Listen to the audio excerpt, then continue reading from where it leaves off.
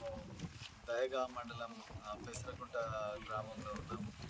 So ఈ పెసరకుంట గ్రామంలో వీళ్ళంతా కూడా పేద దళిత వర్గాలకు చెందిన కుటుంబాలు. దాదాపుగా 14 మందికి 2002లో ఇక్కడ స్థానిక ఎంఆర్ఓ గారు ఈ ప్రభుత్వ భూమిలో మరి ఇల్లు అలాట్ చేయడం జరిగింది. ఎందుకు అలాట్ చేసిందంటే ఈ ప్రతి వానాకాలం కూడా ఈ పెద్దవాగుకు విపరీతంగా వరదలు రావడం, పెసరకుంట గ్రామం ప్రత్యేకంగా దాని చుట్టూ 4 వైపులా చుట్టూ నీళ్లు రావడం, దానివల్ల వీళ్ళ ఇళ్ళలోకి నీళ్లు రావడం, ఊరంతా కూడా పూర్తిగా మునిగిపోయే పరిస్థితి రావడం వల్ల మరి అంచున ఉన్న కుటుంబాలన్నింటినీ కూడా మరి కొంచెం ఎత్తైన ప్రాంతానికి పంపించాలని చెప్పి ఈ ఐనమ్మ గ్రామ పంచాయతీ శివార్లలో వాళ్ళకి ఇల్లు ఇవ్వడం జరిగింది. అయితే మరి ఈ భూమి దాదాపు 1 ఎకరం ఉన్నది ప్రభుత్వ భూమి.